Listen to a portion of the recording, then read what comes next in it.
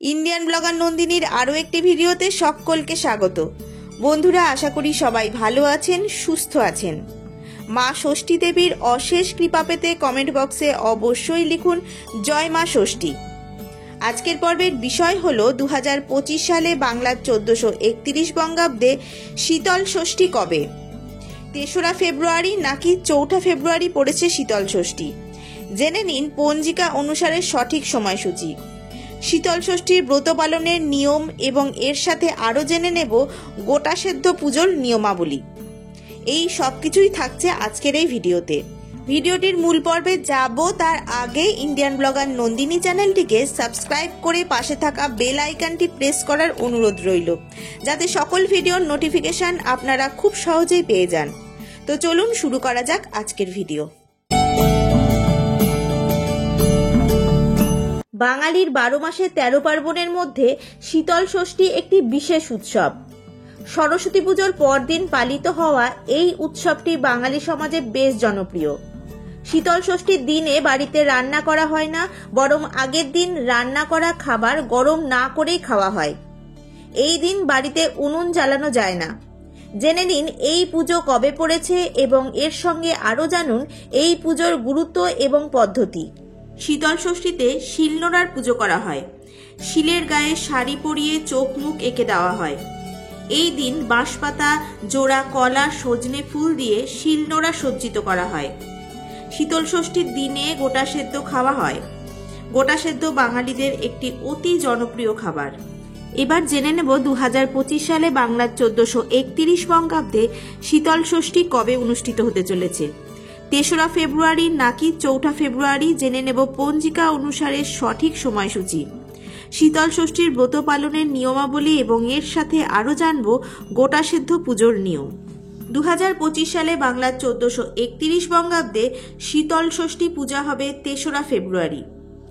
শীতল ষষ্ঠী পূজায় ষষ্ঠী তিথি শুরু হবে 3রা ফেব্রুয়ারি 2025 বাংলার 20 মাঘ 1431 সোমবার সকাল 9:59 শীতল ষষ্ঠী পূজায় ষষ্ঠী তিথি সমাপ্ত হবে 4ঠা ফেব্রুয়ারি 2025 বাংলার 21 মাঘ 1431 মঙ্গলবার সকাল 7:38।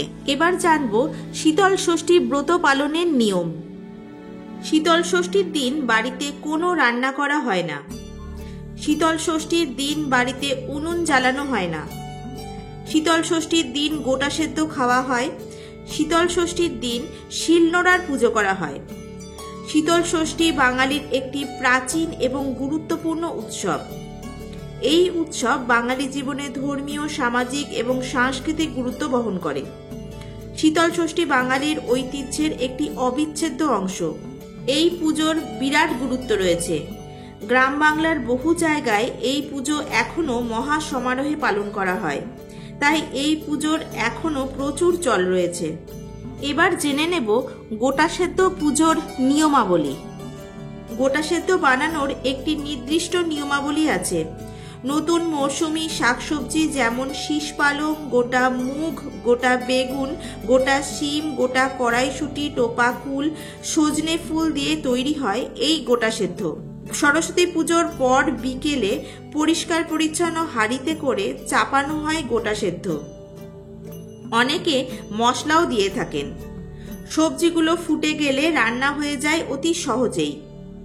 কোনো সবজি কাটা হয় না, সবকিছুই গোটা গোটা দেওয়া হয়, তাই এর নাম গোটা সেদ্ধ।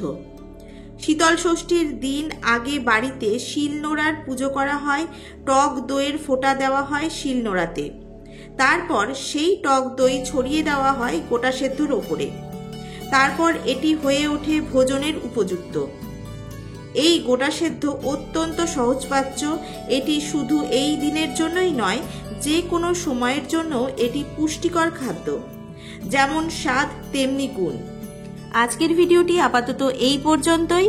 যদি ভালো লেগে থাকে তাহলে অবশ্যই একটা লাইক করে দেবেন এবং যদি হেল্পফুল বলে মনে হয় তাহলে অবশ্যই ফ্রেন্ডস ফ্যামিলির সাথে শেয়ার করার অনুরোধ রইল।